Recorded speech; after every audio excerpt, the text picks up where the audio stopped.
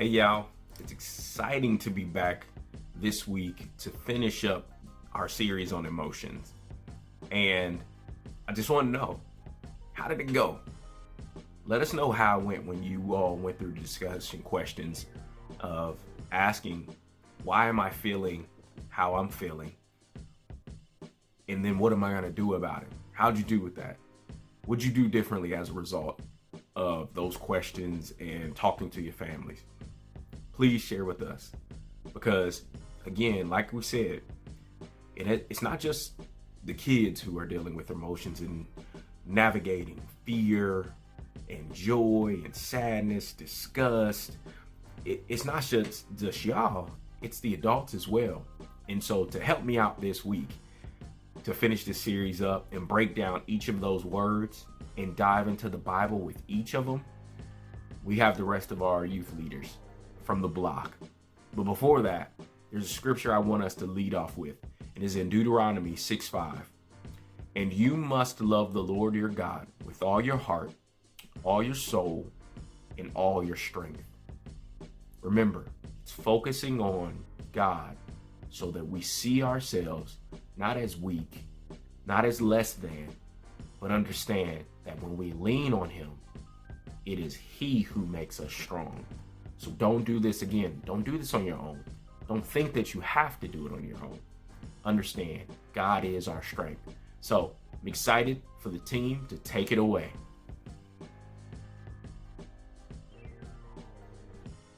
Good morning, everyone. This is Mr. Sean coming to you live from the balcony of calmness.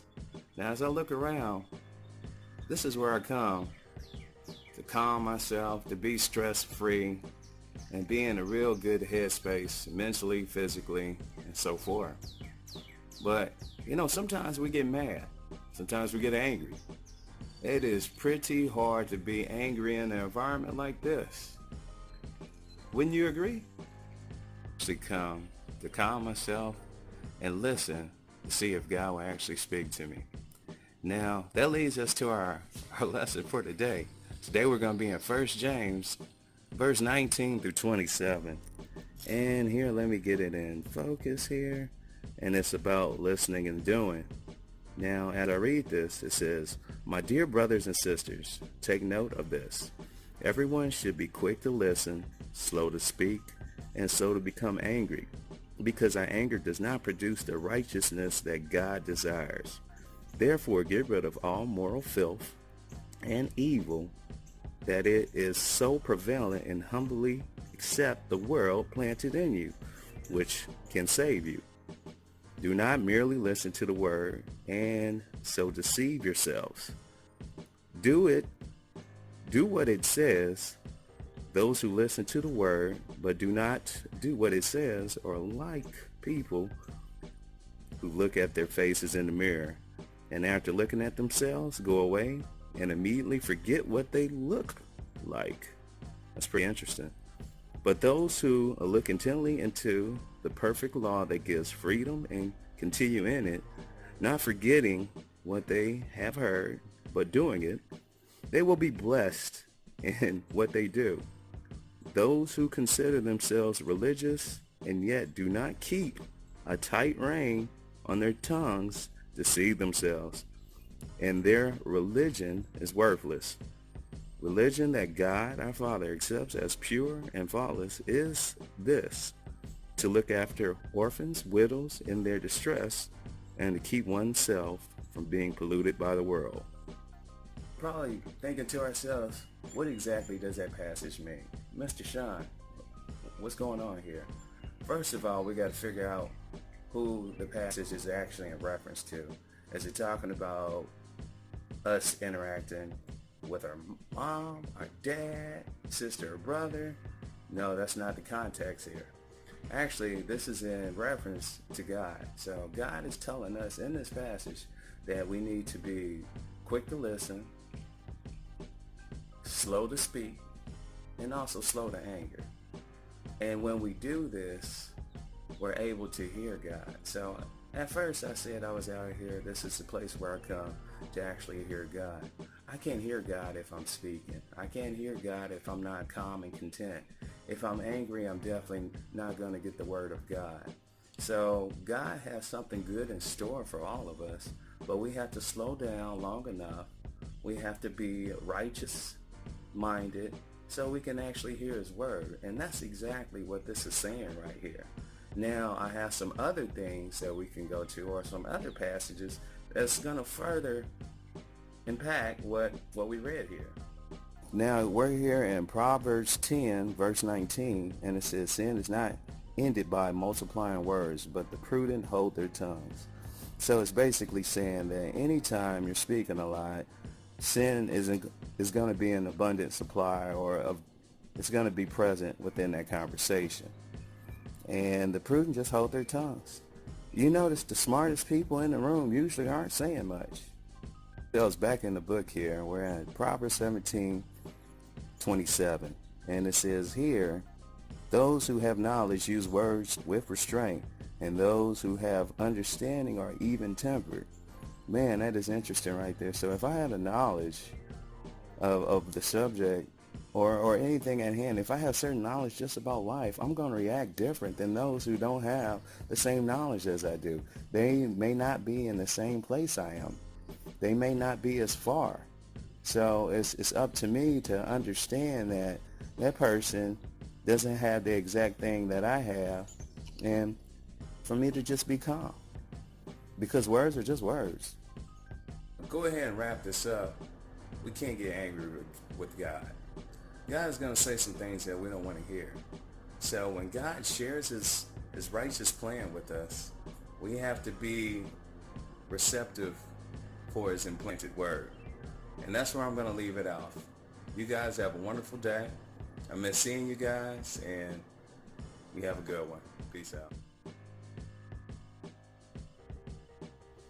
All right, friends, let's talk about the emotion of disgust.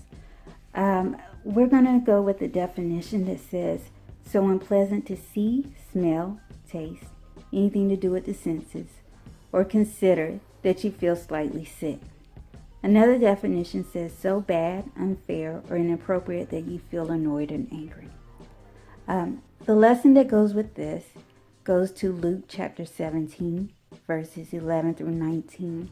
And we're going to read from the New King James Version. Now it happened, as he went through Jerusalem, that he passed through the midst of Samaria and Galilee. Then as he entered a certain village, there met him 10 men who were lepers, who stood afar off. And they lifted up their voice and said, Jesus, Master, have mercy on us. So when he saw them, he said to them, go, show yourselves to the priests. And so it was that they went, and they were cleansed. And one of them, when they saw that he was healed, returned, and with a loud voice glorified God, and fell on his face at his feet, giving him thanks. And he was a Samaritan. So Jesus answered and said, Were there not 10 cleansed? But where are the 9? Were there not any found who turned to give glory to God, except this foreigner? And he said to him, Arise, go your way, your faith has made you well. There are 2 instances in this passage where we can talk about disgust. This is where the Bible gets real. So, to have the disease of leprosy, or to be called a leper, is to have a condition that is contagious, or was contagious during that time, that caused disfigurement or disforming of features, the skin, all those things. To have leprosy, people's noses would fall off, their fingers would fall off, their faces would look a mess because their skin would be messed up. And again, this was contagious, so you didn't want to touch them. These people could gather together, but they would only be amongst themselves. They couldn't be with all their friends and family, because their friends and family were scared that if they were around them and they touched them, that they would also get leprosy too. So Jesus was going around minding his own business, going from Samaria and Galilee and wherever. And so these group of 10 people saw him. And they knew they couldn't go up to him, but they were yelling, Jesus, have mercy on us. Help us, help us. And Jesus looked back at them and he said, hey, I got you. I can heal you. Go see the priest. You're going to be okay. So they went off and they went to go see the priest. And they realized that they were healed. They had skin like brand new babies. They could go join their families. They could be happy and live healthy, happy lives. And then one of them just happened to come back to Jesus and give him glory and be like, God, thank you. Thank you for doing this for me. And Jesus, being human, he was God's son, but he was human as well. Jesus was like, really? I sent 10 of y'all, and only one of y'all can be thankful for what my God has done? God did this through me, and this is only one person that can come back and say thank you? I mean, Jesus at this point was like disgusted. But then he could look at this man and say, hey, God healed you. And he knew that he had blessed them. But as a human, sometimes whenever you do things and you do things that are right, it can be a little disgusting, a little disheartening, make you angry and upset that people don't acknowledge what you do or how that you do things. You might go out of your way to do things.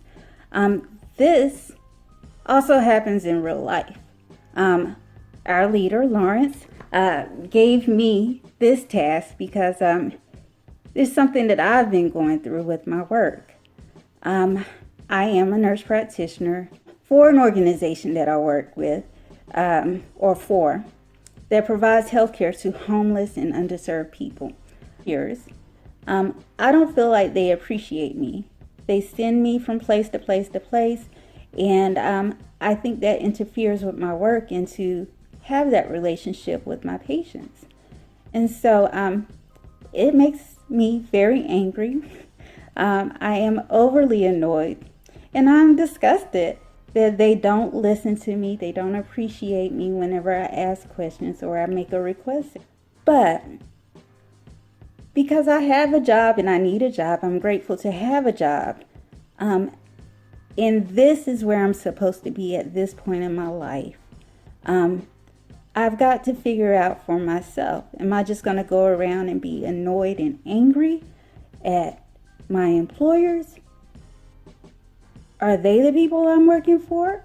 Or am I working for these other people who need health care, who need a healthcare provider, a doctor / a nurse practitioner who can help them feel well, both physically and mentally? And so I have to choose, who do I work for? And in this choice, I choose to work for my patient. I have to put a smile on my face. I have to make these people feel like I want to be with them, because I do. I want to use what God's given me to help them. Just the other day, I had a patient who was disgusted with his own life. He, after 13 years of not having a drink, of not having any type of drug in his system, that he could just have a beer. And with that one beer, he had more, and he slipped up and started using drugs again. And he, at this point of coming to me, was in a depression. He was depressed and he was anxious because now he's homeless. He's living in a halfway house, and he's disgusted that he let down his wife. He let down his children, and he let down himself because he had been clean for so long, or not taking any drugs or any alcohol. And because he opened all this up to me and he was telling me his story, I wanted to thank him for opening up to me, because he didn't have to tell me those things. They were very personal. For him to not like those things about himself, to be disgusted with himself about how he lost his family, how he lost his home, and how he lost his hope, and how, just life wasn't working for him, and allowing me this opportunity to help him. He said that he appreciated me, that when I walked through the door, that I had a spirit about me that allowed him to open up to me. So with this, I want you guys to just know that when we are disgusted with things that are going on around us, we still got to push through. We got to do what's right, and we got to figure out how we can make the situation better. In my situation, I have to figure out who I want to help. I'm doing it because of the people that I am helping. I'm going to help them the best I can. So I bring the best attitude that I can, and I work just to make sure that they know that I'm not disgusted with them and their situation, that I value them, and then they can value the work that I do. I hope that helps. Take care. So I'm gonna be real with you. I really wasn't trying to do this video today. A little bit of it was pride, but that's not the topic of discussion right now. We are here to talk about fear. And I say we because I brought my little friend with me, right? I was really kind of embarrassed and honestly afraid to get on the camera with my face being quarantine unkempt and talk to you guys today. But they gave me the perfect topic, and here's why.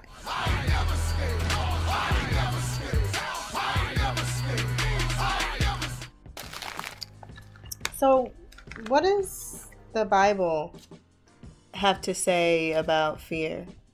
2 Timothy 1:7 says, "For God has not given us the spirit of fear, but of power and of love and a sound mind." Translation.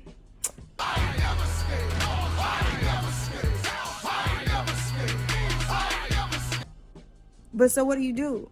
When you drink water, mind your business, do a whole face mask, and the thing that you're afraid of is literally still staring you in the face. You do it anyways. You do it afraid.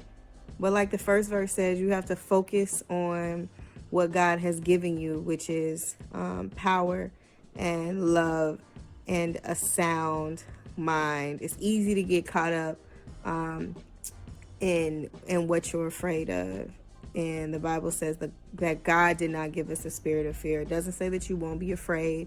It doesn't say that you won't be scared. What it says is that is not something that comes from God. What comes from God is power, love, and a sound mind. So focus on that. Even if what you're afraid of is staring you in the face, it's okay. Just do it and go with God.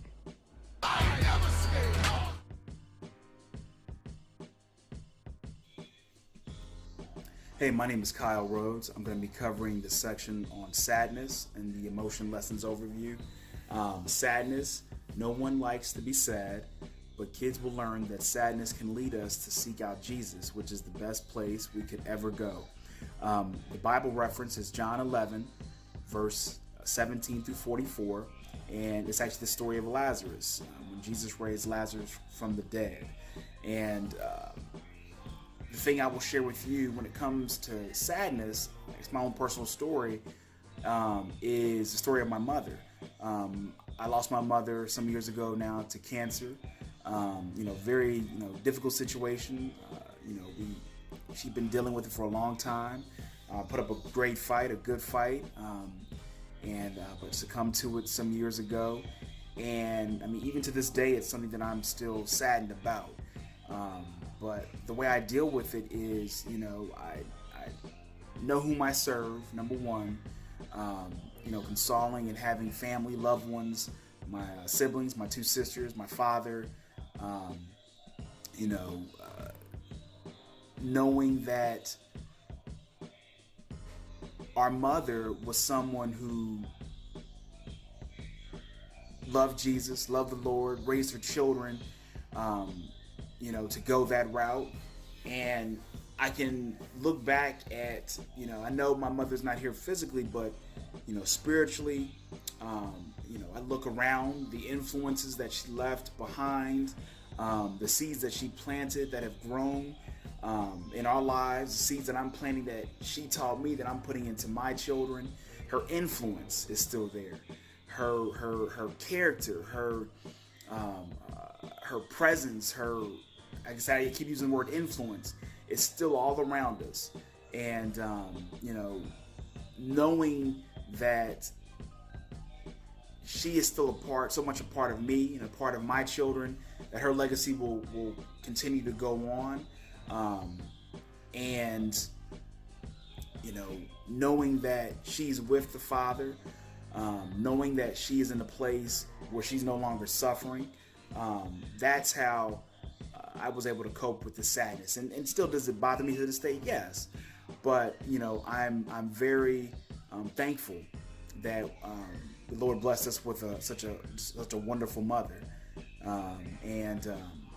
You can console your family, your loved ones, your close friends through the sad times. But always remember who you belong to, and always remember who's there watching and keeping over you.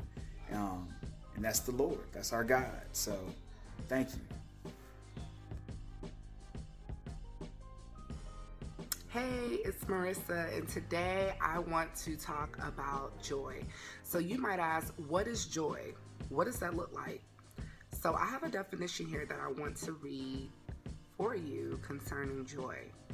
Okay, so joy is the emotion that makes us feel the best, and we will learn that when we walk with Jesus, He will transform our anger, sadness, disgust, and fear into a celebration of joy. So let's look at an example in the Bible where we see that transformation of someone going from feeling so many different feelings to having the joy of the Lord. So in Luke 19 verses 1 through 9 reads, Jesus entered Jericho and was passing through.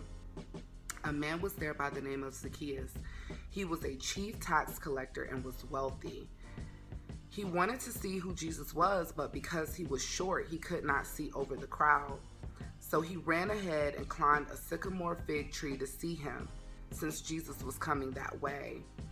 When Jesus reached the spot, he looked up and said to him, "Zacchaeus, come down immediately. I must stay at your house today." So he came down at once and welcomed him gladly. All the people saw this and began to mutter, "He has gone to be the guest of a sinner?" But Zacchaeus stood up and said to the Lord, "Look, Lord, here and now I give half of my possessions to the poor. And if I have cheated anybody out of anything, I will pay back 4 times the amount." Jesus said to him, "Today salvation has come to this house, because this man too is the son of Abram. For the Son of Man came to seek and to save the lost."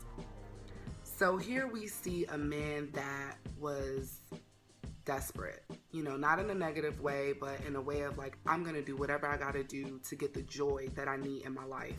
And so I don't know where you may be right now, but you may have people, naysayers around you that's saying you're unworthy, you're a sinner, you did this, you did that. But know that just like Zacchaeus, Jesus is seeking to give you exactly what it is that you're needing, what you're longing for. I was reminded today when I entered the Snapchat app, and Snapchat reminds you of your memories from 1 year ago, 2 years ago, 3 years ago. Well, I took a picture from 2 years ago that when I looked at that picture, I remembered where I was in that moment, the pain that I felt from a traumatic experience, a heartbreak, like I've never experienced before. And I remember praying to God, like, Lord, I don't want to feel this forever. I want your joy. I want to feel better. Like, I felt angry. I felt sad. I felt like, how could this person do this to me? And I am here to tell you that that moment of feeling those feelings was not forever. So I don't know what you may be feeling right now. You may be down about everything that's going on. You may have experienced the breakup recently. Maybe it's school. Maybe it's, you were not able to get whatever it is you were hoping for. I know a lot of you all prom, you're not able to experience your prom, your graduations. It's just so many feelings that you may be feeling on the inside of you. And I'm here to tell you that I empathize with you 100%, but know that this moment is not forever. It will make you stronger, and just seek and pray for God's peace and His joy, and know that it is already on the inside of you. So we love you. We're praying for you, and I hope to see you guys soon. Take care. So how'd you like that from the team? I know I appreciated it. And I love the personal stories about how they've navigated through those emotions, because it's important that you all see that you're not the only ones experiencing these feelings, these emotions, and understand that it's normal. But understand it's normal for us to serve a mighty God as well. And so this week, be focused on the questions, those same questions we had from last week. Why am I feeling this way? Where is it coming from? And then, what can I do about it? Who can I connect with to help me talk through what I'm feeling and why I'm feeling it? Because we all need you to be healthy, to be happy, not just happy in the traditional sense, but happy and whole, in that we're not saying you're not ever going to feel those emotions again. We're just saying that you can experience them and navigate them well. Because again, it's through Christ, not in spite of Christ. He died on that cross for you and me. He died for you and me so we could live this life and live it well. So until next time, be well. Let us know how we could pray for you, and we'll talk to you soon. Continue to go be great.